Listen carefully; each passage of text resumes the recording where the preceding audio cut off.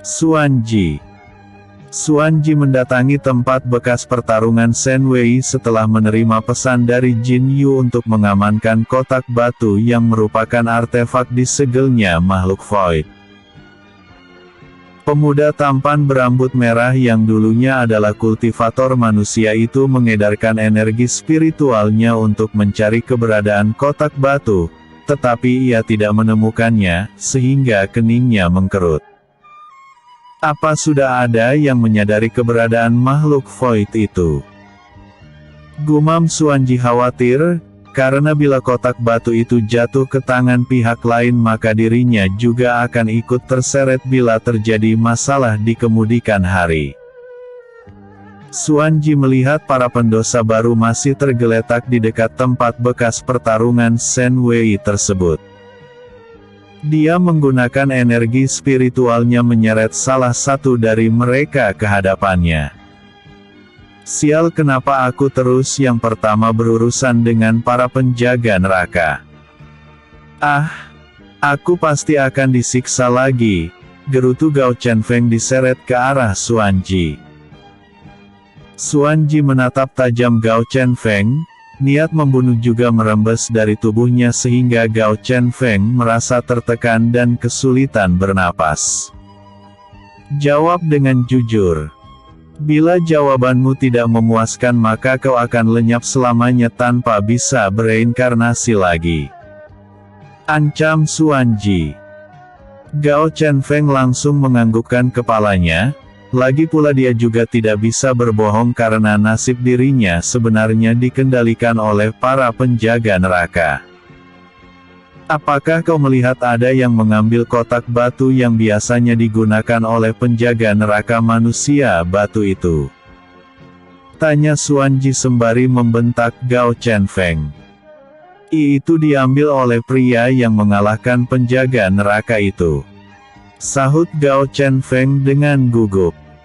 Kemana pria itu pergi? Selidik Xuanji lagi. Gao Chenfeng menggelengkan kepala, karena Fang Yuan tiba-tiba menghilang begitu saja dan kekuatannya telah dibatasi sehingga tidak bisa mengikuti pergerakan Fang Yuan dengan teknik bela dirinya. Xuanji melempar tubuh Gao Chenfeng dengan keras, sehingga Gao Chenfeng memuntahkan seteguk darah ketika tubuhnya menghantam permukaan tanah. Xuanji melirik Gao Chenfeng sekilas dan menggertakkan giginya, kemudian ia melesat ke arah ruangan pribadi Curong.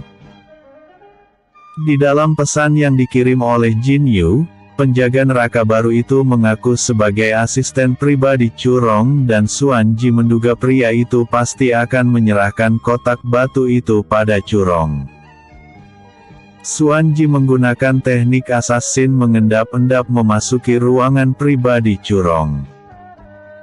Saat masih berada di dunia asalnya, Xuanji adalah salah satu pembunuh bayaran nomor 1 dan paling dicari oleh sekte-sekte yang menegakkan keadilan. Namun, dia selalu berhasil lolos dari sergapan mereka hingga akhirnya dibunuh oleh sang protagonis utama di dunia itu dan berakhir di neraka. Untung saja Jin Yu tertarik dengan kemampuannya sehingga direkrut menjadi bawahannya. Xuanji terkejut. Tidak ada aroma bau menyengat lagi di ruangan Curong dan di atas ranjang kepala penjaga neraka lapis kedua itu sedang tersenyum-senyum sendiri serta tercium aroma harum. Apakah dia sudah berhasil menghilangkan aroma bau menyengat pada tubuhnya? Pikir Xuanji. Namun, di mana pria itu? Apakah dia tidak datang kemari untuk melaporkan penemuannya? Jangan-jangan dia belum menyadari apa yang tersembunyi di dalam kotak batu itu. Dia berspekulasi. Siapa di sana? Tiba-tiba saja Curong menatap ke arah dinding batu tempat Xuanji merayap. Namun, Xuanji tetap diam di tempat dan tidak panik. Tidak ada siapa-siapa di sana, tetapi aku merasa seperti ada sosok yang memperhatikan aku. Curong mengerutkan keningnya. Curong menggunakan artefak pagoda kecil dan mencari keberadaan Fang Yuan. Oh, si tampan pembuat onar itu ternyata berkultivasi di dalam kobaran api di puncak gunung. Curong bernapas lega, karena ia sudah berpikiran negatif kalau Fang Yuan diam-diam memperhatikannya menggunakan teknik bela dirinya. Curong yakin saat ini Fang Yuan jauh lebih kuat dari Fang Yuan saat menjadi dewa tingkat rendah, apalagi sekarang Fang Yuan telah setara dengan dewa tertinggi. Ternyata bajingan itu sedang berkultivasi di puncak gunung. Hehehe. Misi ini akan berakhir dengan mudah. Terima kasih Curong karena telah memberitahu posisinya. Sudut bibir Xuan Ji memancarkan senyuman tipis. Beberapa saat kemudian, Xuan Ji muncul di puncak gunung tertinggi di lapis kedua neraka. Namun, Xuan Ji mengerutkan keningnya karena tempat itu adalah inti dari lapis kedua neraka yang juga sumber api yang akan membakar para pendosa. Api itu sangat panas, tetapi api itu juga tidak akan menghanguskan tubuh para pendosa itu.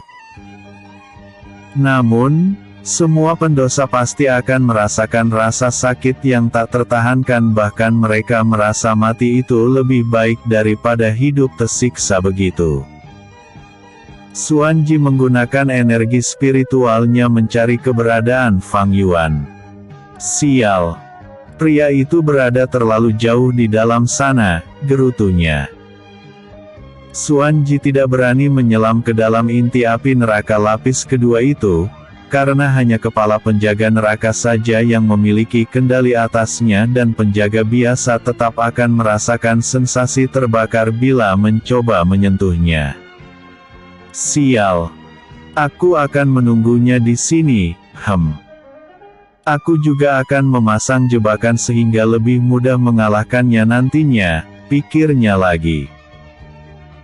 Xuan Ji menggambar simbol-simbol aneh dan rumit di sepanjang bibir puncak gunung tertinggi di lapis kedua neraka tersebut. Dia terpaksa memasang jebakan di seluruh puncak gunung itu karena tidak dapat menebak ke arah mana tempat yang akan dilewati oleh Fang Yuan setelah selesai berkultivasi nantinya. Setelah selesai memasang jebakan, Xuan Ji segera menggunakan teknik assassin untuk menghilangkan keberadaannya. 1 hari berlalu, Fang Yuan tidak kunjung menampakkan dirinya dan Xuan Ji hanya bisa bersabar serta berharap besok Fang Yuan akan segera keluar. Namun, 100 hari telah berlalu, Fang Yuan tidak kunjung menampakkan dirinya. Xuan Ji sampai berkali-kali menggunakan energi spiritualnya untuk menyelidiki apakah Fang Yuan masih hidup atau sudah terbunuh oleh inti api neraka lapis kedua tersebut. Xuan Ji menghela napas panjang dan bergumam, "Aku harus sabar, karena assassin itu harus dapat mengendalikan emosinya agar dapat menaklukkan mangsa dengan mudah." Hari ke-200, Xuan Ji mulai kehilangan kesabarannya, apalagi ia sudah berkali-kali menerima pesan dari Jin Yu yang mempertanyakan apakah sudah merebut kembali kotak batu itu. Apa yang harus kulakukan? Bagaimana kalau dia berkultivasi di sana selama ribuan tahun? Apakah aku harus tetap menunggu di sini? Kepalanya terasa sakit memikirkannya. Xuan Ji menggunakan ujung jari tangannya menyentuh kobaran api di puncak gunung tertinggi di lapis kedua neraka tersebut dan mengerutkan keningnya. Kenapa apinya terasa seperti api mancis korek api gas? Apakah pengetahuanku selama ini salah tentang inti api neraka? Xuan Ji sangat kesal sekali. Dirinya telah berdiam diri di sana selama 200 hari dan ternyata ia dipermainkan oleh pengetahuannya yang salah selama ini. Tunggu. Kenapa ada fluktuasi energi spiritual di dalam sana? Jangan-jangan dia menyerap energi spiritual untuk makhluk void itu. Xuan Ji berspekulasi.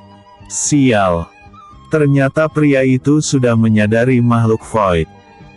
Xuan Ji segera melompat ke dalam kobaran api di puncak gunung tertinggi di lapis kedua neraka tersebut.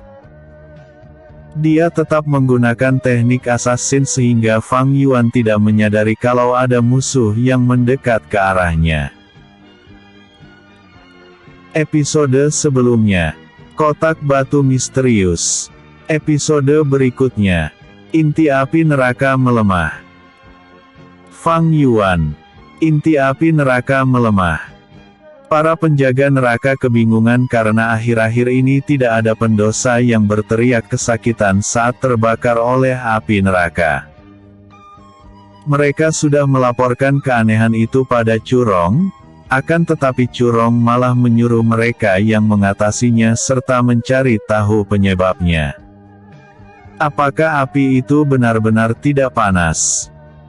Penjaga neraka bertubuh pendek dan memiliki wajah iblis berwarna hijau bertanya pada Gao Chenfeng. Jangan bilang aku lagi yang pertama ditanyakan tentang masalah ini. Pikirnya menggerutu kesal, karena ujung-ujungnya nanti dirinya akan menjadi samsak kekesalan mereka. Benar. Semakin hari apinya semakin melemah, sahutnya jujur.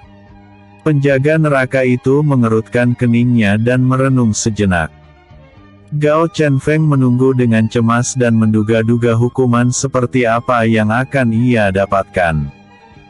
Kenapa kau masih berdiri di sana? Penjaga neraka itu berkata dengan kesal. Karena api neraka sudah tidak dapat menghukum kalian para pendosa, maka mulai sekarang cambuk ini yang akan menghukum kalian. Bentaknya. Nah, kan. Gao Chenfeng dengan pasrah memposisikan punggungnya ke arah penjaga neraka itu dan sesaat kemudian, dirinya lah yang pertama menyambut cambuk tersebut. Curong terus mendapat laporan dari penjaga neraka bahwa api neraka kini sudah seperti api biasa, sehingga mau tak mau dirinya harus turun tangan mengatasi permasalahan itu sebelum diketahui oleh Dewa Yama, karena bila Dewa Yama mengetahuinya maka dirinya pasti akan mendapatkan teguran dan dihukum berat. Curong teringat dengan Fang Yuan yang memiliki teknik bela diri yang dapat menyerap energi spiritual di sekitarnya. Sial! Kenapa aku melupakan pembuat onar itu? Gerutunya. Curong mengirim suara telepati pada Fang Yuan yang sedang larut dalam meditasinya. Hei, apakah kamu ingin aku dilenyapkan oleh Dewa Yama? Suara teriakan Curong menggema di benak Fang Yuan yang langsung tersentak kaget. Ah, maafkan aku, hahaha. Tempat ini memiliki energi spiritual yang sangat padat. Cepat keluar dari sana, sialan. Setelah Curong tidak mau mendengar alasan Fang Yuan karena ia tahu itu cuma berkilas saja. Baik-baik. Aku akan keluar dari sini. Sahut Fang Yuan tersenyum masam. Namun, sebuah belati tiba-tiba muncul menusuk ke arah jantungnya, sehingga Fang Yuan terkejut dengan serangan tak disangka-sangka itu. Karena tubuh Fang Yuan telah ditempa menjadi fisik yang kuat, hanya ujung belati itu saja yang memasuki kulit tubuhnya dan tidak sampai mengenai jantungnya. Assassin. Gumam Fang Yuan mengerutkan keningnya segera mengedarkan energi spiritualnya untuk mencari keberadaan sosok yang menggunakan teknik assassin tersebut. Aura kendaraannya benar-benar lenyap, padahal tadi aku sempat merasakan niat membunuh yang sangat mengerikan, gumamnya. Xuan Ji yang berpindah tempat sejauh 20 langkah dari Fang Yuan mengerutkan keningnya, karena tidak menyangka akan gagal menusuk targetnya dengan belatinya itu. Misi telah gagal, aku harus segera kabur dari sini dan meminta Tuan Jin Yu mengirim bala bantuan yang jauh lebih kuat karena pria ini sangat kuat sekali, Gumam Xuanji segera melarikan diri. Sudah 100 tarikan napas Fang Yuan menunggu serangan kedua dari assassin itu. Apakah dia telah melarikan diri? Gumamnya berspekulasi. Mungkinkah dia mengincar kotak batu? Pikirnya. Jin Yu. Xuanji sangat terkejut mendengar kalau Fang Yuan sebenarnya bukan penjaga neraka. Yang paling mengejutkannya adalah kalau Fang Yuan akan melawan surga padahal ia memiliki aura dewa. Setelah berhasil melarikan diri dari inti api neraka lapis kedua, Xuanji melarikan diri ke ruangan pribadi Curong dan menggunakan teknik assassin agar aura keberadaannya tidak diketahui oleh siapapun. Mungkinkah ia seperti kami yang memiliki dendam terhadap tuan kami? Gumam Xuanji yang ingin menghancurkan Dewa Yama. Namun, masih ada yang mengganjal di benak Xuanji, kenapa Fang Yuan belum mengungkapkan tentang kotak batu pada Curong? Mungkinkah dia akan menggunakan makhluk void mengacaukan dunia surgawi? Pikir Xuanji berspekulasi. Aku harus mendesak Tuan Jin Yu untuk mengirim bala bantuan melawannya karena ia akan segera meninggalkan neraka. Fang Yuan masih berbincang-bincang dengan Curong, tiba-tiba artefak pagoda kecil merasakan sosok kuat memasuki lapis kedua neraka. Curong mengerutkan keningnya. Dia keheranan karena tiba-tiba dikunjungi oleh kepala penjaga neraka lapis ke-9 yang kedudukannya jauh di atasnya. Selama ribuan tahun terakhir tidak ada kepala penjaga neraka yang mengunjungi lapis kedua neraka dan dia juga tidak pernah berinteraksi dengan mereka kecuali Dewa Yama mengundang mereka semua barulah dirinya sekedar bertutur sapa dengan mereka. Ada apa Dewi Rong?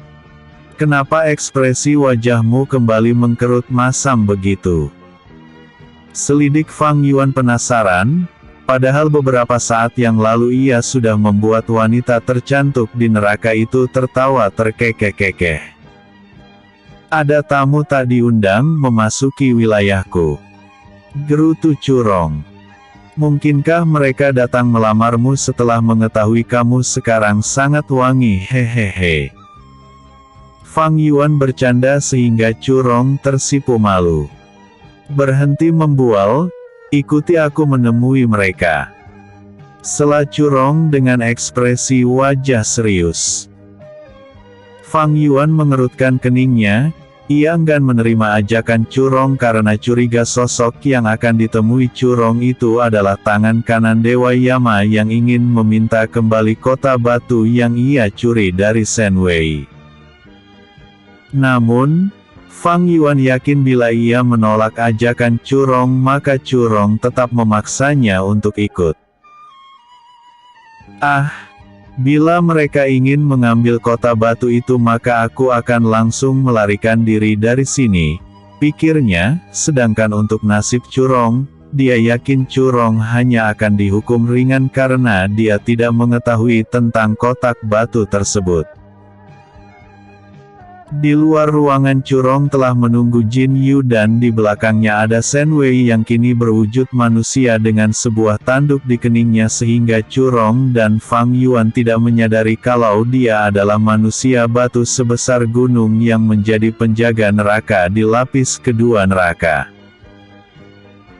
Walaupun Xuanji mengatakan kalau sosok yang mengambil kota batu sangat kuat, Jin Yu hanya membawa Shen Wei saja bersamanya karena bila ia datang membawa banyak bawahan maka para kepala penjaga neraka lainnya akan curiga dengan tujuannya mendatangi Curong. Jin Yu juga sudah lama mengetahui kalau Curong berteman dengan Chunan, kepala penjaga neraka lapis ke-7. Chunan memang tidak sekuat para penjaga neraka lainnya, tetapi ia memiliki teknik kutukan yang sangat mengerikan makanya Jin Yu bertindak hati-hati agar Chunan tidak datang membantu Curong. Lama tidak bertemu Dewi Rong. Sepertinya ada perubahan besar pada dirimu, iya. Sapa Jin Yu sembari menangkupkan tinju untuk menunjukkan rasa hormat dengan sudut bibir tersenyum tipis. Chu Rong juga tersenyum hangat dan menangkupkan tinju untuk menunjukkan rasa hormat. Apa yang membuat senior Dewa Yu mengunjungi junior ini? Apakah ada yang bisa aku bantu? Sahutnya. Jin Yu menatap pemuda tampan di sebelah Chu Rong dan ia menggunakan teknik khusus untuk melihat kedalaman lautan energi spiritual di dantiannya. Namun, wajahnya mengkerut karena ada kekuatan misterius yang menolak teknik khususnya itu. Sudut bibir Fang Yuan memancarkan seringai tipis menatap Jin Yu. Sesaat tadi, roh beladiri Phoenix telah menolak kekuatan asing yang mencoba menyusup ke dalam dantiannya. Fang Yuan tidak berbicara apa-apa, dia memilih diam saja karena tidak mengetahui apa sebenarnya niat kepala penjaga neraka lapis ke-9 tersebut mencoba memeriksa dantiannya. Namun, ia curiga ini berkaitan dengan kotak batu yang ia curi dari Shen Wei. Jin Yu tetap bersikap tenang walaupun sempat tersentak kaget oleh kekuatan misterius yang menolak teknik khususnya. Dia kemudian menatap Chu Rong, "Aku tidak akan berbasa-basi lagi. Kembalikan kotak batu yang ditinggalkan oleh Shen Wei itu." Chu Rong mengerutkan keningnya karena tidak mengerti maksudnya. "Maaf senior Dewa Yu. Kotak batu apa maksudmu dan Andalah yang telah membantu Shen Wei melarikan diri dari sini, kan? Kenapa kamu membantunya?" Bukannya memberikan jawaban, Chu Rong malah memberikan rentetan pertanyaan pada Jin Yu yang tampak kesal karena merasa Chu Rong berpura-pura tidak memahami seruannya. "Junior Dewi Rong. Jangan buat kesabaranku menghilang, apakah seruanku itu kurang jelas? Kembalikan kotak batu itu atau kau akan mendapatkan konsekuensi yang mengerikan." Ancam Jin Yu mengeluarkan niat membunuh yang sangat besar. Chu Rong melawan niat membunuh itu dengan melapisi tubuhnya dengan energi spiritual yang sangat besar.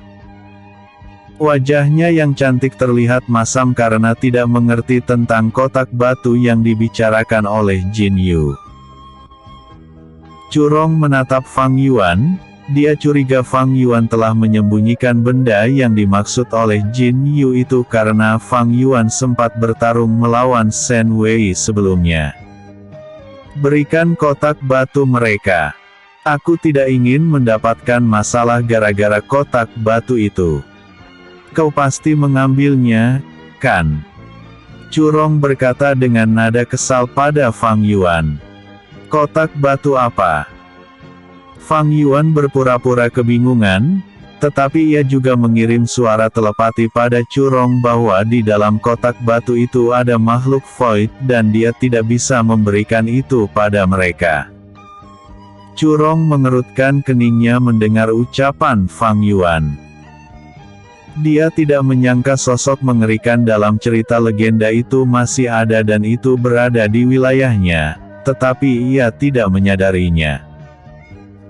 Chu Rong tahu masalah ini semakin rumit dan bila ia terlibat dalam masalah ini maka itu akan membahayakan hidupnya. "Karena ini adalah permasalahan di antara kalian maka aku tidak akan terlibat," kata Chu Rong berubah menjadi ribuan kelopak bunga. "Semangat Yuan GG. Buktikan kalau kamu adalah entitas yang paling berbahaya di alam semesta, bahkan lebih berbahaya dari makhluk void itu, hahaha." Tawa Chu Rong menggema di benak Fang Yuan yang langsung mengerutkan keningnya karena malah dirinya yang terlibat masalah dengan kepala penjaga neraka yang tentunya kekuatannya setara dengan ranah dewa tertinggi. Jin Yu juga mengerutkan keningnya, Dia tidak menyangka ternyata Curong tidak mengetahui tentang kotak batu dan kini wanita itu malah melarikan diri membiarkan pemuda tampan di hadapannya bertarung sendirian melawan mereka. Mungkinkah pria ini benar-benar kuat sehingga membuat Curong menghormatinya? Gumam Jin Yu menatap tajam ke arah Fang Yuan. Sial. Setidaknya buka dulu perisai pelindung lapis kedua neraka ini agar aku bisa melarikan diri, gerutu Fang Yuan mengutuk Curong. Ah, anggap saja ini ajang latih tanding melawan dewa tertinggi. Pikirnya lagi dan tongkat pengemis muncul di genggaman tangannya. Episode sebelumnya, inti api neraka melemah. Episode berikutnya, Dewa Yama.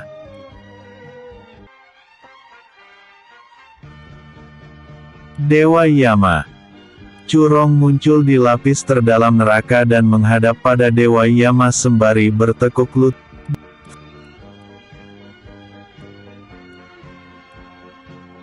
Fang Yuan. Dewa Yama. Curong muncul di lapis terdalam neraka dan menghadap pada Dewa Yama sembari bertekuk lutut serta menangkupkan tinju. Curong terpaksa melaporkan kejadian yang terjadi di lapis kedua neraka agar dirinya tidak dihukum oleh Dewa Yama. Maafkan aku Yuan GG. Semoga saja kamu mengalahkan senior Dewa Yu dengan cepat agar tidak bertemu dengan Dewa Yama lagi. Pikirnya. Aku sudah tahu apa yang terjadi di sana, ini sangat menarik sekali. Aku tidak menyangka bocah itu semakin kuat saja, kata Dewa Yama sebelum Curong mengucapkan sepatah kata pun dari mulutnya. Dan, untuk apa dia mengambil kotak batu berisi makhluk void itu? Apakah dia ingin menyerapnya? Selidiknya penasaran. Dewa Yama telah lama mengetahui kalau Jin Yu mencuri kotak batu dari ruangannya, akan tetapi ia membiarkannya saja karena penasaran tujuan dari Jin Yu untuk membangkitkan lagi makhluk yang hampir menghancurkan alam semesta tersebut. Curong bernapas lega, suasana hati Dewa Yama saat ini ternyata sedang baik-baik saja. Padahal ia sudah menduga-duga akan mendapatkan hukuman karena tidak memberitahu Dewa Yama kalau dirinya membiarkan Fang Yuan berkultivasi di lapis kedua neraka. Fang Yuan mungkin akan melepaskan makhluk void itu di dunia surgawi karena ia berencana menentang mereka. Sahut Curong. Bocah gila itu ternyata belum kapok juga. Dia tidak belajar dari pengalaman masa lalunya, kalau bukan karena diriku dia akan menjadi kultivator manusia biasa saja. Namun, ini akan menjadi tontonan yang menarik juga, hahaha. Dewa Yama tertawa terkekeh-kekeh. Kau kembalilah ke sana dan bila Fang Yuan kalah, segeralah selamat dia serta bawa dia ke hadapanku. Perintahnya.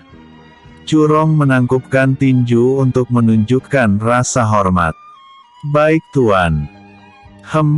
Bagaimana kalau Fang Yuan memenangkan pertarungan itu?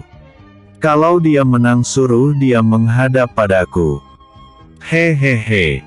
Aku penasaran sekuat apa dia sekarang. Apakah dia benar-benar sanggup menentang surga? Sahut Dewa Yama tertawa jahat layaknya tokoh antagonis dalam cerita-cerita dongeng. Shen Wei maju selangkah dan berkata, Tuan Yu. Biarkan aku melawan bocah ini sekali lagi. Tubuh Shen Wei tiba-tiba berubah menjadi manusia batu sebesar gunung, sehingga Fang Yuan terkejut karena mengenali sosok manusia batu ini. Kau. Ternyata itu kau, pantas saja kepala penjaga neraka itu menatap tajam ke arahku. Fang Yuan tersenyum masam dan tidak bisa berkilah lagi kalau kotak batu itu tidak ada padanya. Sepertinya kau belum jera dipukuli dengan tongkat saktiku ini, hahaha. Fang Yuan tertawa terkekeh-kekeh dan dalam satu kedipan mata, tongkat pengemis di tangannya berubah menjadi sangat besar dan memanjang. Para pendosa yang berada di dekat mereka langsung panik dan ketakutan. Bila mereka terkena dampak pertarungan itu maka jiwa mereka akan hancur dan tidak bisa bereinkarnasi lagi. Aku tidak mungkin jatuh ke dalam lubang yang sama untuk kedua kalinya. Sahut Shen Wei memandang Fang Yuan dengan sinis. Tombak batu yang diselimuti kobaran api hitam muncul di genggaman tangannya. Dia menusukkan tombak itu ke arah tongkat pengemis yang diselimuti kobaran api merah. Gelombang energi spiritual akibat benturan senjata tingkat dewa itu menghempas apa saja di sekitar mereka. Gao Chenfeng yang berdiri tidak jauh dari sana langsung mengerutkan keningnya. Ah, kenapa aku lagi yang menjadi sasaran mereka? Apakah jiwaku akan lenyap? Dia tertawa getir, butiran air mata membasahi wajahnya dan merentangkan kedua tangannya menyambut gelombang energi spiritual tersebut. Gao Chenfeng merasa seperti ikan buntal yang terseret tornado, tubuhnya berkali-kali bertabrakan dengan pendosa lain serta batu-batu besar. Namun, anehnya dia tetap hidup walaupun tubuhnya dipenuhi luka-luka. Kenapa aku masih hidup? Gumam Gao Chenfeng keheranan. Sosok cantik melayang di udara dan tersenyum ke arah para pendosa. Tenang saja, jiwa kalian tidak akan lenyap tanpa seizinku. Dewa Yama telah meningkatkan kekuatan artefak pagoda kecil sehingga walaupun tubuh kalian lenyap menjadi butiran debu maka akan terbentuk lagi. Hahaha. Nikmatilah penderitaan kalian. Ejeknya. Gao Chenfeng ingin mengumpat kasar pada sosok cantik itu, tetapi mulutnya terkunci dan tidak bisa mengeluarkan kata-kata kasar tersebut. Shen Wei terhempas mundur beberapa langkah, sementara Fang Yuan tetap berdiri kokoh di tempatnya. Jin Yu akhirnya memahami bahwa kekuatan Shen Wei jauh lebih lemah dari Fang Yuan. Dia menduga Fang Yuan setara dengan para kepala penjaga neraka. Kau bantu Shen Wei, gunakan racun yang kita siapkan untuk membunuh kepala penjaga neraka lapis ke-10 padanya. Seru Jin Yu terlihat berbicara sendiri. Baik Tuan Yu. Suara Xuanji menggema di benak Jin Yu. Namun, sebenarnya Xuanji sangat menyayangkan, mereka harus menggunakan racun dari siluman kalajengking kuno yang dapat melumpuhkan kekuatan dewa tertinggi. Beberapa tarikan napas tersebut, karena menurutnya seharusnya Jin Yu turun tangan melawan Fang Yuan maka pemuda tampan itu akan kalah dalam satu serangan saja. Kalau Shen Wei tidak meninggalkan kotak batu yang akhirnya diambil oleh Fang Yuan, maka Xuanji akan diam-diam meracuni kepala penjaga neraka lapis ke-10 dan membunuhnya, sehingga Jin Yu akan naik jabatan menjadi kepala penjaga neraka lapis ke-10 berikutnya.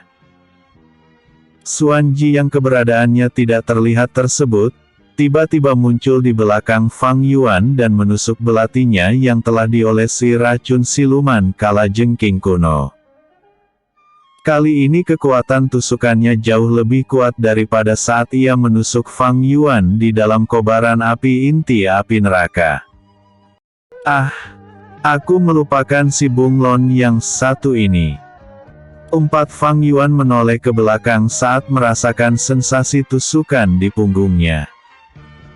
Selamat, tusukanmu lebih dalam seujung kuku dari sebelumnya, tetapi kenapa kau bodoh sekali? Aku ini alkemis dan memiliki beragam pil anti racun.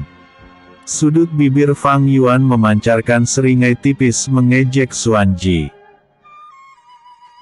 Shen Wei segera melompat ke arah Fang Yuan sembari melakukan gerakan menusuk.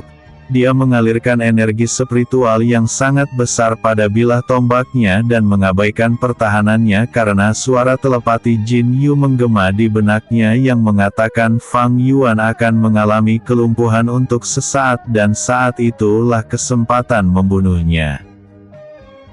Melihat Shen Wei mendekat, Xuan Ji langsung berteriak, "Jangan mendekat. Dia kebal terhadap racun." Namun, Shen Wei sudah terlanjur mendekat dan Xuan Ji malah mengungkapkan posisinya berada saat ini. Melihat seringai jahat Fang Yuan, Jin Yu yakin kedua bawahannya itu akan mengalami masalah besar. Dia harus menolong salah satu dari mereka. Xuan Ji jauh lebih berguna dari Shen Wei, aku akan menyelamatkannya saja. Gumam Jin Yu mengalirkan energi spiritual angin dan petir ke titik meridian di telapak tangannya. Pusaran angin bercampur petir muncul di telapak tangannya itu. Tanpa berpikir panjang, Jin Yu melempar energi spiritual angin dan petir yang terlihat seperti piringan cakram tersebut ke arah Fang Yuan. Fang Yuan merasakan serangan yang jauh lebih kuat muncul dari permukaan tanah. Dia segera melempar tongkat pengemis ke arah tombak Shen Wei dan mengeluarkan kipas bambu dari cincin dimensinya. Fang Yuan mengibaskan kipas bambu itu, sehingga kobaran api seperti tornado melesat ke arah energi spiritual berbentuk piringan cakram tersebut, kemudian tangannya mencengkram leher Xuan Ji. Xuan Ji membelalakkan mata. Dia sangat terkejut dan tidak menyangka Fang Yuan malah lebih memilih menyerangnya daripada menyerang Shen Wei yang pertahanannya lebih rapuh. Akhirnya wajahmu terlihat juga dasar bunglon, hahaha. Hei, jangan cemas begitu dong. Apakah seperti ini wajah mangsamu setiap kali kau menikam mereka secara diam-diam? Sudut bibir Fang Yuan memancarkan seringai jahat mengejek Xuan Ji. Namun, tiba-tiba sudut bibir Xuan Ji juga memancarkan seringai tipis. Kau pikir kau saja yang memiliki trik licik? Aku ini adalah pembunuh bayaran paling lihai, ejeknya. Jurus sayap kematian, teriaknya. Dari punggung Xuan Ji keluar dua sayap hitam yang tiap bulunya sangat tajam seperti bilah pedang. Kedua sayap di punggungnya itu mengepak ke arah depan memotong tangan Fang Yuan yang mencengkram lehernya. Episode sebelumnya, Jin Yu. Episode berikutnya, kenapa kamu menginginkan makhluk void itu? Kenapa kamu menginginkan makhluk void itu? Fang Yuan merasakan sensasi seperti disayat-sayat di pergelangan tangannya, tetapi itu belum cukup untuk memotong tangannya itu. Namun, ekspresi wajahnya menjadi masam karena merasakan rasa sakit tersebut. Kau berbisa juga bunglon sialan. Gerutu Fang Yuan menyayat leher Xuan Ji menggunakan kipas bambu yang langsung membuat wajahnya bermandikan darah. Tidak kek. Jin Yu berteriak marah dan tubuh segera memudar dengan ketiadaan. Satu kedipan mata kemudian muncul di hadapan Fang Yuan. Shen Wei juga terhempas mundur, tusukan tombaknya masih kalah kuat dengan dorongan tongkat pengemis. Ekspresi wajahnya menjadi masam saat melihat rekannya telah jatuh dari langit dan menghantam permukaan tanah dengan keras. Dia kemudian melihat tuannya akhirnya bergerak setelah Xuan Ji tewas. Namun, ia juga tidak yakin 100% apakah Jin Yu sanggup mengalahkan Fang Yuan karena Fang Yuan terlihat belum mengeluarkan kekuatan penuhnya. Aku akan membantu Tuan Yu merepotkan pemuda itu agar Tuan Yu leluasa menyerangnya. Gumam Shen Wei melompat lagi ke arah Fang Yuan. Piringan cakram dari gabungan energi spiritual angin dan petir tiba-tiba melesat ke arah leher Fang Yuan begitu Jin Yu muncul di hadapannya. Fang Yuan mundur selangkah dan mengembangkan kipas bambu sehingga menjadi tameng menghadang piringan cakram tersebut. Ledakan energi spiritual menggetarkan lapis kedua neraka dan gelombang energi spiritual menghempaskan apapun di sekitar mereka termasuk tubuh Xuan Ji yang tidak bernyawa lagi. Xuan Ji juga tidak akan bisa bereinkarnasi karena jiwanya telah menghilang. Jin Yu mengerutkan keningnya karena tidak menyangka dewa muda di hadapannya itu dapat menahan serangannya. Dia juga merasa Fang Yuan telah melalui berbagai macam pertarungan hidup mati makanya detak jantungnya tetap stabil walaupun telah terkepung oleh lawan. Siapa kau sebenarnya? Selidik Jin Yu penasaran. Fang Yuan tersenyum dan mengangkat tangan kanannya, kemudian tongkat pengemis muncul di sana. Tanpa menoleh ke belakang, Fang Yuan mengayunkan tongkat pengemis ke arah belakang dan terdengar suara hantaman yang sangat keras. Berhenti menyerangnya, Shen Wei. Seru Jin Yu merasa Shen Wei akan mati juga bila terus menyerang dengan sembrono seperti itu walaupun gerakannya sangat cepat, tetapi itu terasa lambat di hadapan sosok tampan di hadapannya ini. Aku hanya dewa biasa saja, Dewi Curong pasti tahu tentangku, sahut Fang Yuan sembari melirik ke arah selatan, tempat Curong menonton pertarungan mereka. Jin Yu mendengus dingin tak puas mendengar jawaban Fang Yuan, tetapi ia yakin bila mereka terus melanjutkan pertarungan ini maka dirinya akan mengalami kerugian yang sangat besar, bahkan terluka parah sehingga jabatannya sebagai kepala penjaga neraka lapis ke-9 akan direbut oleh pihak lain. Satu pertanyaan lagi, kalau jawabanmu memuaskan maka aku tidak akan mengerahkan seluruh bawahanku dari lapis ke-9 neraka melawanmu, ancam Jin Yu membuka gerbang sihir menuju lapis ke-9 neraka. Kenapa kamu sangat menginginkan makhluk void itu? Kini ia tidak menyebut kotak batu lagi karena ia yakin Fang Yuan telah mengetahui sosok yang dibelenggu di dalamnya. Fang Yuan merenung sejenak, pertarungan mereka sudah berlangsung lebih dari 100 tarikan napas, dan itu seharusnya adalah waktu yang cukup membuat Dewa Yama tahu apa yang terjadi di sini tetapi Dewa Yama malah tidak menunjukkan dirinya. Fang Yuan juga berpikir bertarung mati-matian melawan Jin Yu tidak ada gunanya walaupun ia dapat menyerap energi spiritual mereka, karena ia yakin Dewa Yama pasti akan menampakkan dirinya dan meminta salinan versi sempurna dari teknik pernapasan alam. Fang Yuan menghela napas panjang dan menghilangkan niat membunuh yang merembes dari tubuhnya. Betul juga, tak ada gunanya menjadikan senior Dewa Yu menjadi musuhku karena musuhku sendiri sudah sangat banyak dan jauh lebih kuat. Sahutnya. Kenapa aku sangat menginginkan makhluk void itu?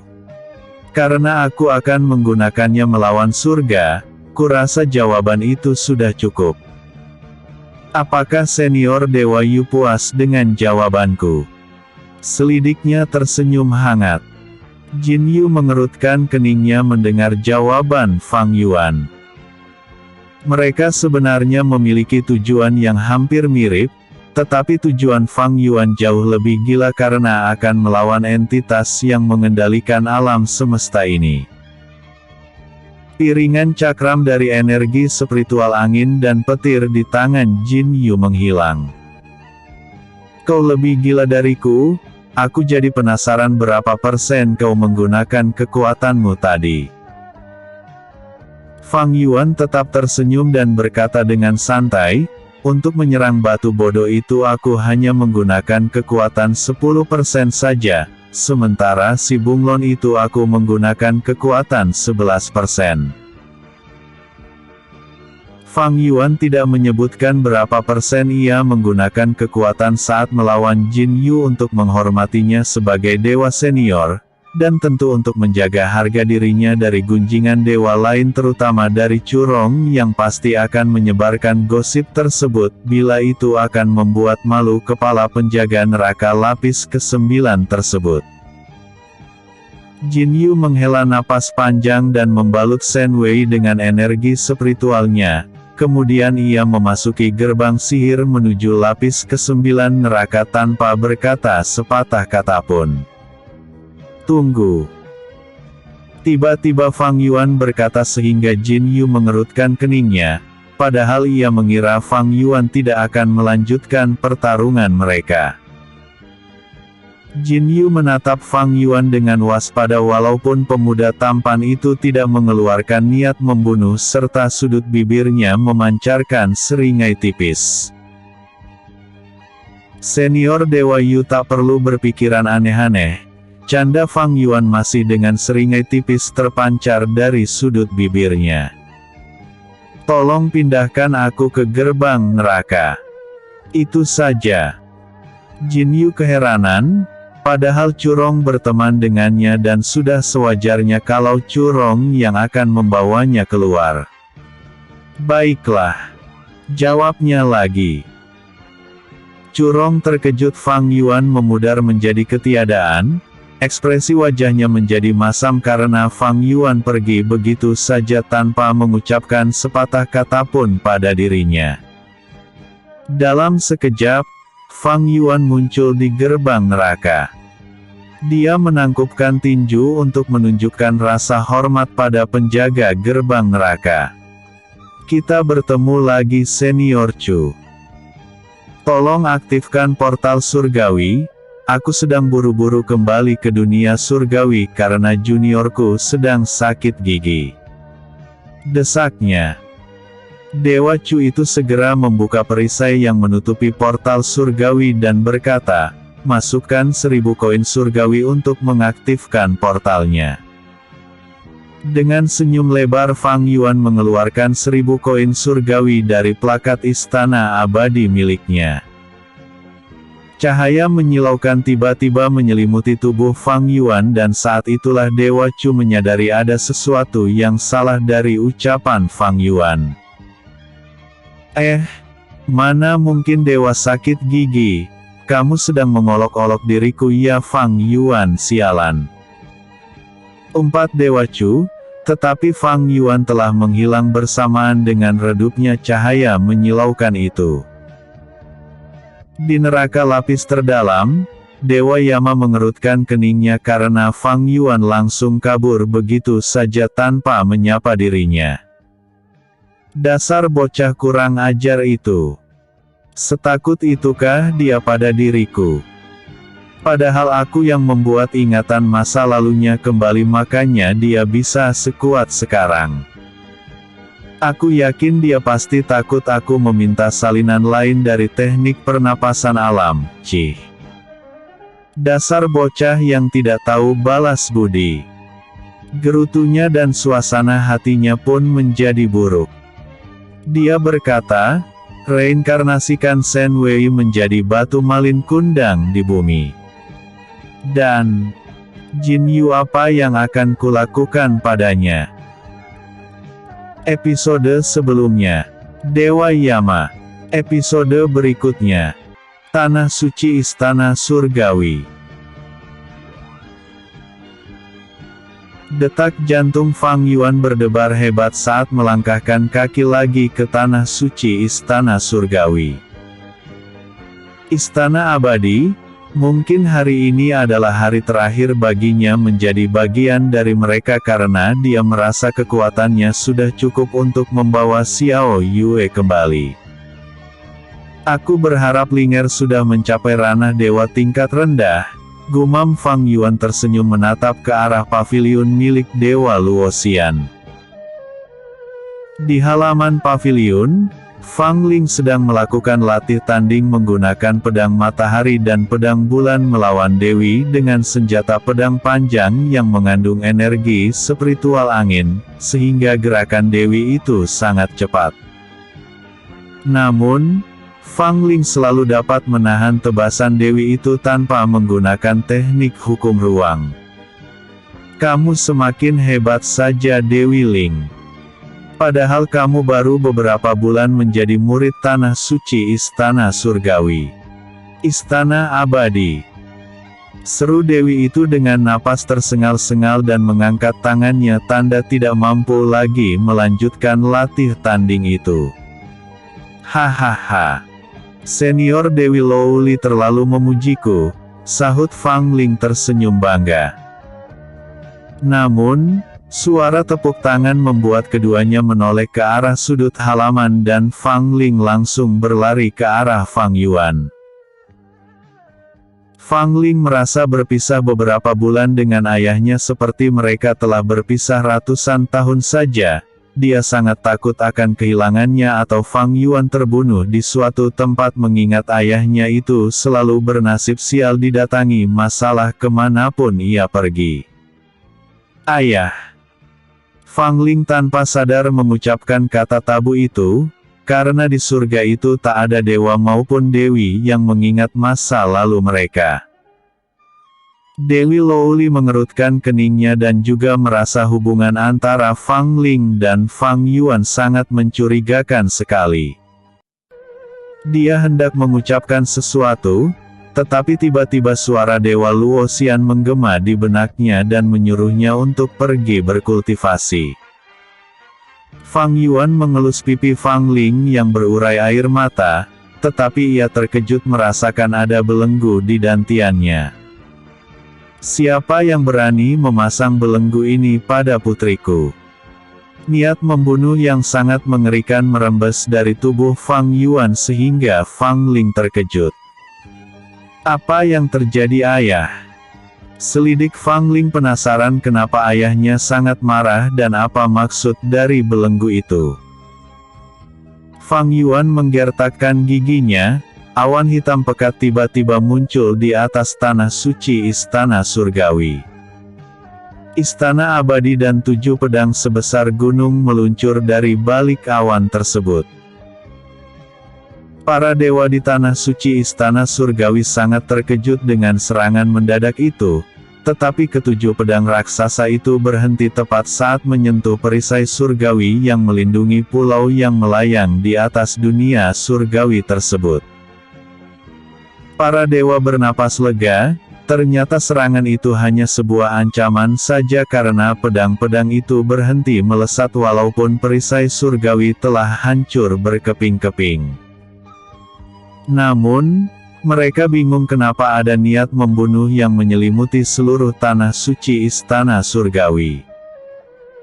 Istana Abadi, mungkinkah ada asura atau dewa iblis yang muncul karena tidak mungkin dewa maupun dewi memiliki niat membunuh. Tolong hentikan amarahmu itu Fang Yuan. Kalau kau tetap begini maka para dewa tertinggi akan bergerak untuk menangkapmu. Suara Dewa Luoxian menggema di benak Fang Yuan yang langsung menatap tajam ke arah paviliun. Jadi, kau dalang di balik semua ini. Sahut Fang Yuan tanpa bersikap sopan lagi pada guru di pelataran luar tanah suci Istana Surgawi. Istana Abadi itu. Kenapa kau melakukan hal itu?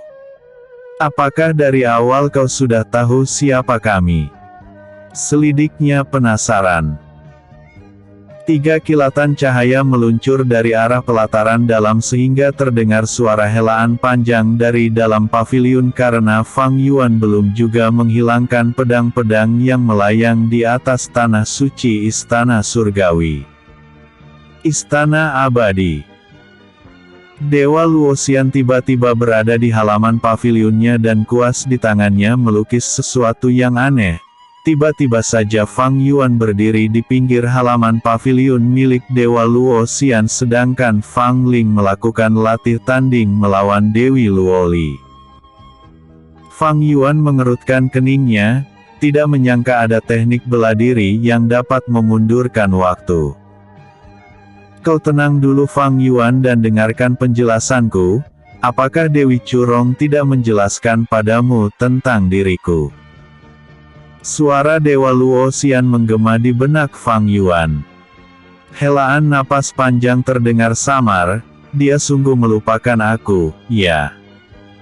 Nada suaranya meninggalkan jejak kesedihan yang dalam. Fang Yuan teringat kalau Curong sempat tersentak kaget saat mengetahui Fang Ling dilatih Dewa Luoxian, akan tetapi ia tidak mengatakan apapun setelahnya. Aku tidak akan mendengar seruanmu kecuali kau menghilangkan belenggu yang tertanam di dantian putriku itu. Sahut Fang Yuan dengan nada mencibir. Dewa Luoxian tiba-tiba muncul di hadapan Fang Yuan dengan sudut bibir tersenyum tipis, kilatan cahaya juga meluncur dari pelataran dalam. Ah, sudah kukatakan agar mereka tidak perlu ikut campur, mereka tetap tidak mendengarkan ucapanku. Dewa Luoxian mengerutkan keningnya saat menatap ke arah pelataran dalam. Di tangannya tiba-tiba muncul sebuah kuas dan dia melukis dinding besi. Sesaat kemudian dinding besi menjulang tinggi mengelilingi paviliun miliknya. Pemimpin suci Tanah Suci Istana Surgawi. Istana abadi yang datang bersama dua guru pelataran dalam terkejut melihat dinding besi yang tiba-tiba menghalangi mereka. Apa yang dipikirkan oleh Dewa Luo? Kalau dia menggunakan kekuatan itu lagi maka hidupnya akan terus berkurang. Itu adalah harga menggunakan teknik mengerikan tersebut. Pemimpin suci Tanah Suci Istana Surgawi. Istana abadi menghela napas panjang. Kenapa beliau sangat melindungi mereka? Padahal kita bisa mengubahnya menjadi dewi sungguhan, maka pria itu tidak akan membuat kehebohan seperti tadi lagi. Kata salah satu guru. Entahlah, tetapi Dewi Murong mengatakan gadis itu memiliki kutukan, makanya hukum Dao Surgawi tidak menyadari keberadaannya.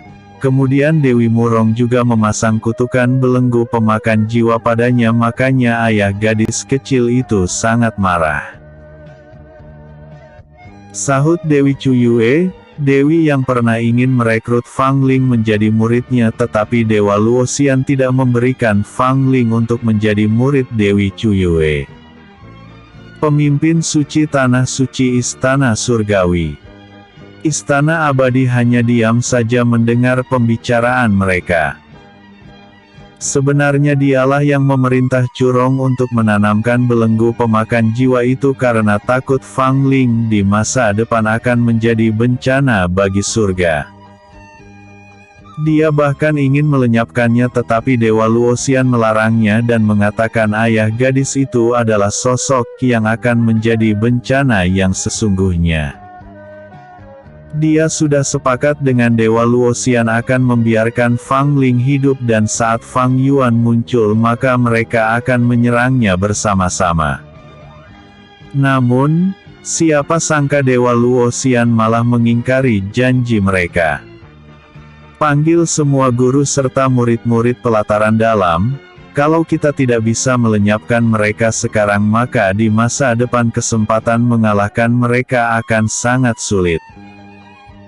Seru pemimpin suci, apalagi Fang Ling memiliki teknik hukum ruang yang membuatnya dengan leluasa berpindah tempat kemanapun ia mau. Episode sebelumnya. Kenapa kamu menginginkan makhluk void itu? Episode berikutnya. Kutukan pemakan jiwa. Pasti melihat, kan? Kau akan menjadi musuh surga mulai dari saat ini.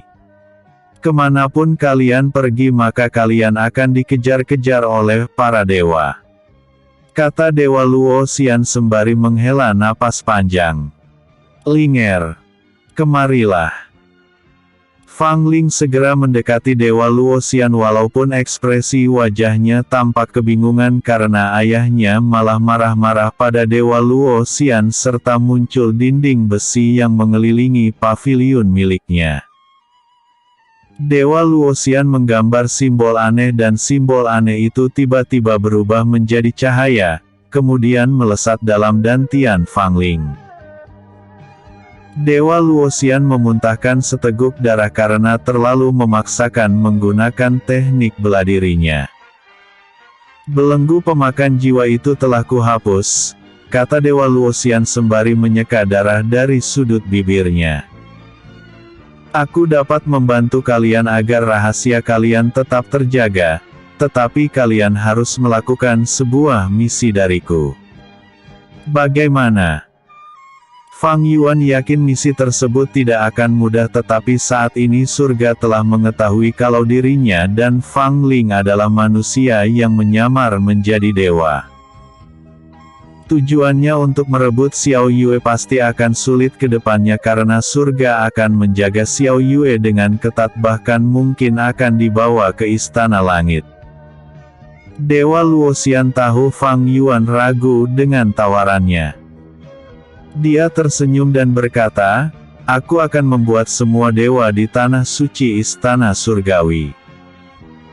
Istana abadi melupakan kejadian ini, seolah-olah kamu dan putrimu tidak pernah menginjakkan kaki di sini.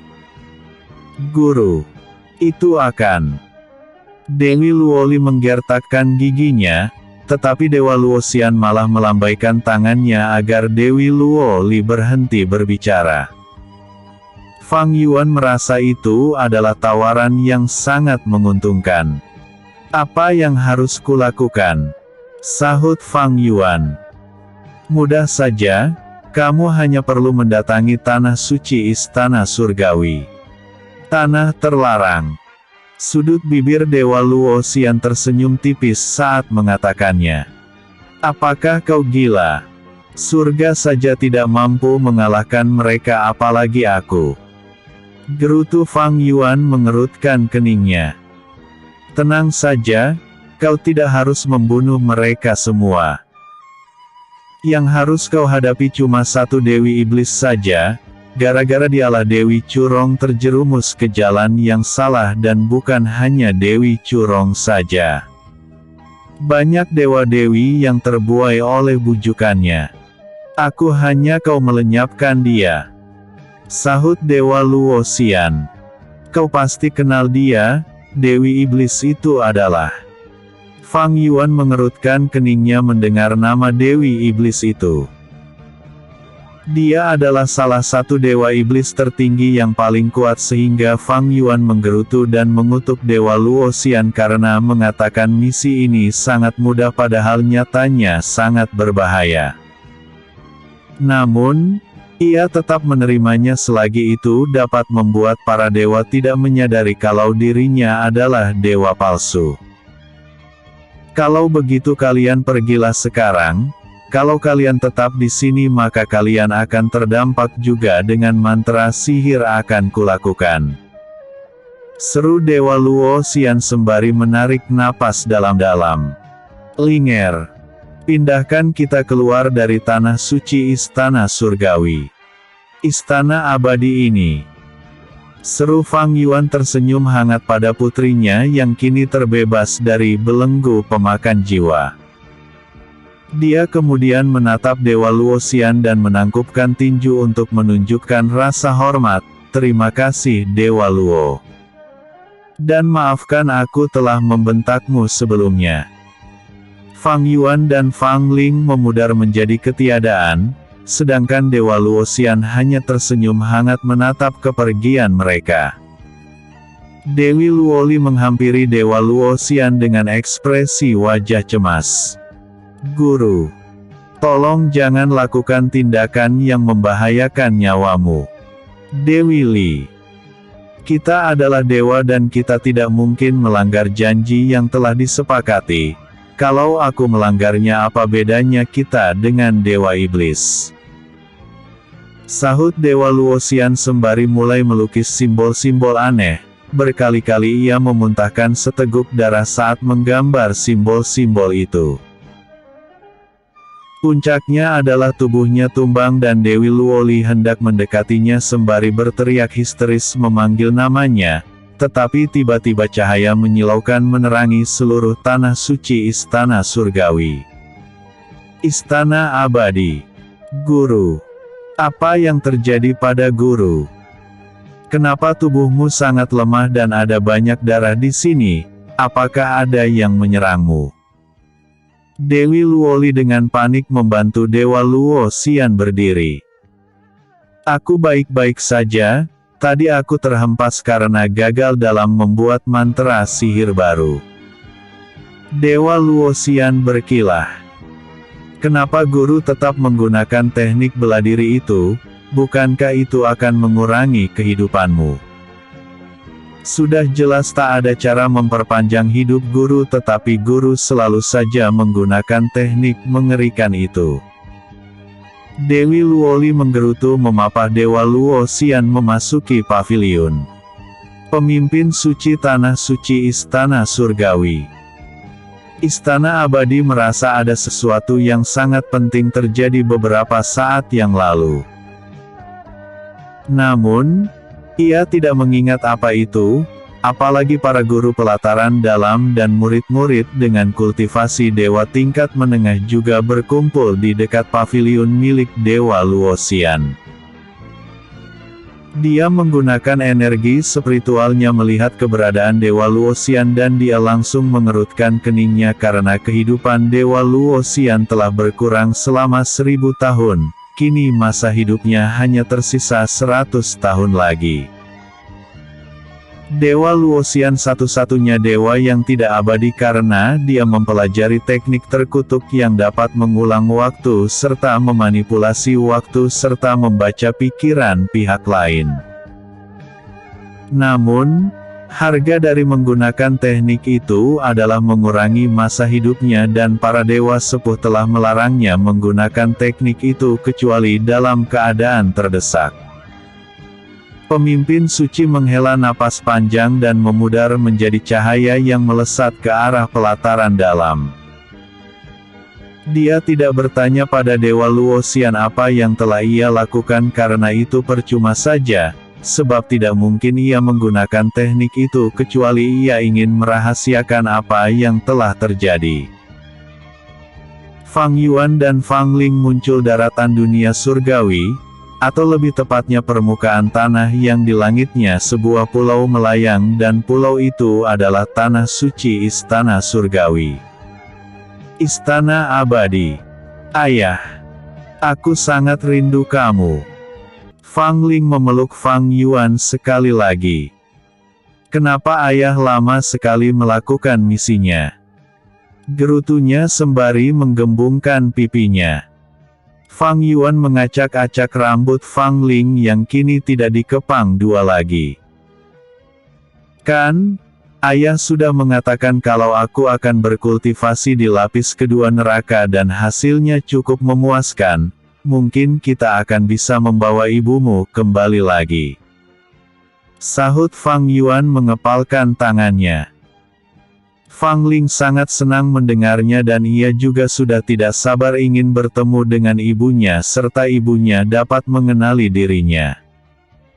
Fang Yuan memperhatikan Fang Ling yang kini telah berusia 12 tahun tersebut. Putriku telah berubah banyak. Dia makin cantik saja dan lebih tinggi sedikit serta sudah seperti gadis-gadis lain hahaha. Walaupun cuma sebesar jambu biji saja sih. Fang Ling mengerutkan keningnya karena tatapan ayahnya malah tertuju pada dadanya dan Fang Yuan kemudian tersenyum menjijikkan. Fang Ling berkacak pinggang dan menatap Fang Yuan dengan tajam. Apa ayah bergumam lagi kalau aku ini tidak mirip dengan gadis-gadis lain hanya gara-gara? Fang Yuan menutup telinganya berpura-pura tidak mendengar ocehan Fang Ling, kemudian ia berjalan lebih dulu sehingga Fang Ling semakin merajuk. Cepatlah. Aku juga rindu dengan ibumu, sepertinya kamu harus membuat adik perempuan yang lebih feminim karena... Ayah. Jangan berbicara lagi. Gerutu Fang Ling mengejar Fang Yuan dengan wajah cemberut. Episode sebelumnya, Tanah Suci Istana Surgawi, Istana Abadi. Episode berikutnya, Roh Beladiri Naga Emas. Fang Yuan, Roh Beladiri Naga Emas. Pengadilan Surgawi telah mendapatkan informasi mengenai ada dewa yang melarikan artefak yang membelenggu makhluk void di dalamnya.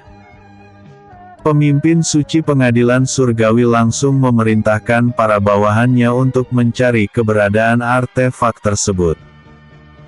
Dia takut kalau artefak itu jatuh ke tanah suci Istana Surgawi. Tanah terlarang dan mereka menggunakan makhluk void itu mengacaukan dunia surgawi. Sial. Kenapa Dewa Yama tidak menjaga artefak itu dengan baik? Kalau makhluk bencana itu muncul lagi maka abad-abad kehancuran seperti dulu akan kembali lagi, gumam pemimpin suci mengerutkan keningnya. Dia ada saksi hidup yang terlibat dalam pertempuran melawan makhluk void dan kenangan masa kelam itu kembali membayangi pikirannya.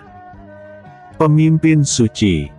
Sapa dewa tingkat menengah sembari menangkupkan tinju untuk menunjukkan rasa hormat. Laporan dari dunia Tianzun mengatakan yang mengalahkan Dewa Iblis yang muncul di sana adalah sisa jiwa dari leluhur pertama Sekte Huayan dan mereka tidak menemukan jejak kekuatan asing di sana. Aneh sekali, bagaimana mungkin Dewa Iblis dikalahkan seperti itu, sahut pemimpin suci keheranan. Yang penting dunia itu berhasil keluar dari bencana. Perintahkan pada para dewa yang dikirim ke sana untuk kembali.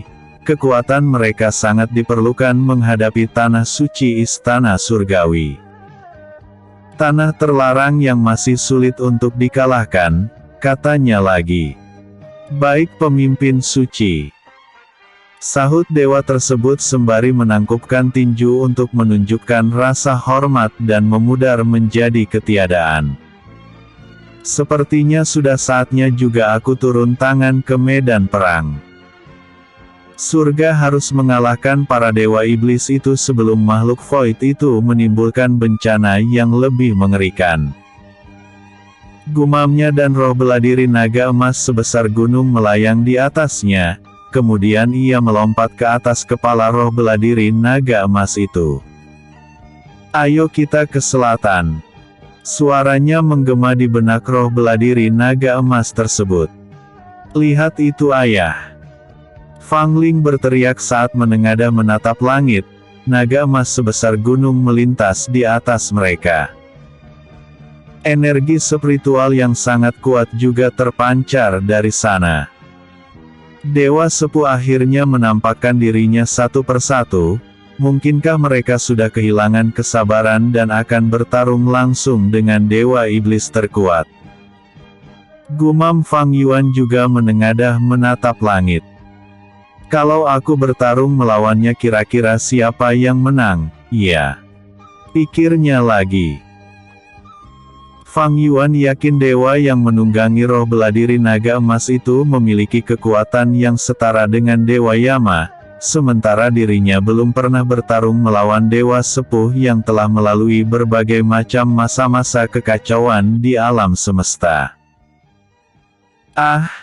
Yang penting yakin dulu, masalah menang kalah nanti saja dipikirkan, gumamnya tersenyum masam memperhatikan Fang Ling yang tersenyum bahagia.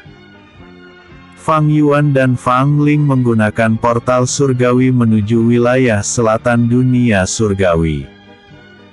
Mereka muncul di kota surgawi yang paling dekat dengan tanah suci Istana Surgawi. Tanah terlarang. Fang Yuan menyewa salah satu rumah dari dewa tingkat rendah dengan bayaran pil surgawi. Dia tidak langsung pergi ke tanah suci Istana Surgawi. Tanah terlarang karena ia ingin mengumpulkan informasi lebih dulu tentang Dewi Iblis yang menjadi targetnya tersebut. Mulai sekarang kamu harus berkultivasi dengan giat, saat ayah kembali nanti kamu harus mencapai ranah dewa tingkat menengah. kata Fang Yuan sembari menyerahkan ratusan pil surgawi pada Fang Ling. Fang Ling menggembungkan pipinya dan berkata, kenapa aku harus berkultivasi terus sih? Aku jadi rindu saat ayah melarangku berkultivasi. Fang Yuan mengacak-acak rambut putrinya itu. Kalau kamu tidak kuat, bagaimana cara kamu nanti akan menjaga ayah? Fang Ling terdiam sesaat dan menyimpan pil surgawi yang diberikan oleh Fang Yuan. Dia segera menuju kamar untuk mulai berkultivasi, karena ia juga sadar lawan yang akan ayahnya hadapi nanti bukanlah seperti kultivator manusia yang hanya butuh jentikan jari tangan ayahnya saja mengalahkan mereka. Lawannya adalah entitas yang kekuatannya tidak terbayangkan serta menghancurkan sebuah dunia hanya dengan membalikkan telapak tangannya saja. Fang Yuan tersenyum melihat putrinya berkultivasi dengan semangat, dia pun segera keluar dari rumah. Sebelum pergi ia memasang arai pertahanan melindungi rumah itu sehingga tidak ada yang bisa menerobos ke dalam. Pertama aku akan cari faksi yang mengkontrol kota ini, gumam Fang Yuan berjalan menjauh dari rumah yang ia sewa tersebut. Tidak semua dewa menjadi murid tanah suci istana surgawi, sebagian besar kultivator yang ditarik oleh hukum Dao surgawi dari dunia tingkat rendah akan menjadi dewa tingkat rendah. Para dewa tingkat rendah ini akan menjadi sebatang kara di dunia surgawi. Untuk meningkatkan kekuatan mereka maka mereka akan melakukan misi ke dunia abis atau menangkap dewa iblis. Cara lain untuk mendapatkan sumber daya dengan mudah adalah bergabung dengan kelompok-kelompok atau faksi. Faksi-faksi ini menjual beli sumber daya secara barter tergantung dengan kebutuhan serta berbagi informasi yang memudahkan mereka menjalankan misi. Para dewa-dewa baru banyak yang terlambat menyadari pentingnya bergabung dengan salah satu faksi sehingga mereka kesulitan meningkatkan kekuatan mereka. Karena Fang Yuan adalah mantan dewa, tentu ia tahu tentang semua itu. Dia kemudian bertanya pada dewa tingkat rendah yang kebetulan lewat di hadapannya, faksi mana yang paling kuat di kota surgawi ini? Dewa itu menatap Fang Yuan dan ia terkejut yang bertanya padanya adalah dewa tertinggi. Terlintas di benaknya Fang Yuan kemungkinan besar adalah guru dari salah satu tanah suci istana surgawi. Dia tidak ingin mendapatkan masalah dan segera menjawab, ada 3 faksi di kota surgawi ini dewa senior. Pertama adalah faksi merah yang letaknya di bangunan paling tinggi itu. Kedua adalah faksi kuning yang terletak di arah sana. Dia menunjuk ke arah utara kota surgawi itu. Fang Yuan menganggukkan kepala tanpa menyangga ucapannya dan menoleh sekilas ke arah utara. Terakhir adalah faksi hitam yang ada di arah barat. Lokasinya dilindungi oleh arai pertahanan dan mereka hanya menerima tamu-tamu yang mereka anggap layak saja. Katanya lagi sembari tersenyum lebar. Fang Yuan melempar botol kaca berisi beberapa pil surgawi pada dewa tingkat rendah itu. Terima kasih informasinya, berkultivasilah dengan giat. Di masa depan bila kita bertemu lagi maka aku akan menjadikanmu sebagai muridku. Terima kasih dewa senior. Dewa tingkat rendah itu menangkuk tinju untuk menunjukkan rasa hormat. Kalau boleh tahu, dari tanah suci istana surgawi mana senior? Beliau menghilang. Hahaha. Aku akhirnya mendapatkan relasi dengan tanah suci istana surgawi. Masa depanku pasti akan cerah. Dia tersenyum bahagia dan bertekad akan mencari Fang Yuan setelah mencapai ranah dewa tingkat menengah. Kalau dia menyadari Fang Yuan hanya membual saja, Mungkin ia akan menangis berguling-guling di tanah karena tidak akan mudah mencari dirinya di setiap tanah suci istana surgawi, apalagi ada ratusan tanah suci istana surgawi di dunia surgawi yang luas tersebut. Fang Yuan menggunakan teknik meringankan tubuh menuju faksi hitam. Dia memilih tempat itu karena merasa tempat yang agak misterius biasanya lebih akurat informasi yang mereka berikan. Di area barat kota surgawi itu, hanya satu bangunan tua dan jelek yang terdapat jejak arai pertahanan. Fang Yuan mendekati bangunan itu, tetapi tiba-tiba dari balik arai pertahanan muncul dewa pria bertubuh kurus dengan tatapan tajam seperti mata serigala. "Sandinya?" tanya pria kurus itu sembari mendengus dingin. Fang Yuan mengerutkan keningnya karena ia tidak tahu tentang sandi yang ditanyakan pria itu. Ekspresi wajahnya tetap terlihat sangat tenang dan Fang Yuan mengeluarkan aura dewa tertinggi miliknya, tetapi pria kurus itu hanya menatapnya dengan dingin seolah-olah dia tidak peduli sosok di hadapan itu dapat melenyapkan dirinya dengan mudah. Menarik sekali. Kampret ini bernyali tinggi juga, pikir Fang Yuan menyeringai jahat menatap pria kurus itu. "Aku tidak peduli dengan sandi atau apalah itu, biarkan aku masuk," desaknya sembari menyalami pria kurus itu dan sebotol pil roh langsung berpindah tangan pada pria kurus itu. Fang Yuan mengerutkan keningnya karena pria kurus itu masih menatapnya dengan dingin. Dia hendak mengatakan bualan lain, tiba-tiba saja pria kurus itu mempersilahkan Fang Yuan masuk. "Nah, gitu dong. Kan tidak perlu ada genangan darah," canda Fang Yuan dengan sudut bibir menyeringai jahat dan menepuk-nepuk pundak pria kurus itu. Fang Yuan pun menghilang ketika melewati arai pertahanan, kemudian dewa lain mendekati pria kurus dan berkata, "Saudara Ji, kamu silahkan istirahat, sekarang giliranku yang berjaga."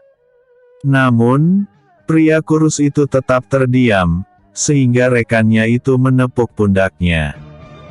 "Saudara Ji, tolong jangan bunuh aku dewa senior." Pria kurus itu bersujud di hadapan rekannya yang langsung kebingungan. Pria kurus itu sebenarnya sudah shock ketika merasakan aura ranah dewa tertinggi Fang Yuan, tetapi penampilannya terlihat tenang sehingga Fang Yuan mengira dia malah tidak takut padanya. "Siapa yang ingin membunuhmu? Apakah ada yang mengacau di faksi hitam kita?" sahut rekannya sembari menghunus senjata. "Ayam kampung mana yang berani mendatangi sarang serigala kita?" ancamnya. "Dia adalah dewa tertinggi," kata pria kurus sembari menggaruk kepalanya yang tidak gatal. Keringat dingin langsung bercucuran membasahi wajah rekan pria kurus itu. Pedangku sepertinya harus diasah dulu, rekan Ji. Aku tidak jadi berjaga hari ini, sampai jumpa." Secepat kilat dia telah menghilang tanpa menunggu jawaban pria kurus. Episode sebelumnya, Kutukan Pemakan Jiwa. Episode berikutnya, Faksi Hitam.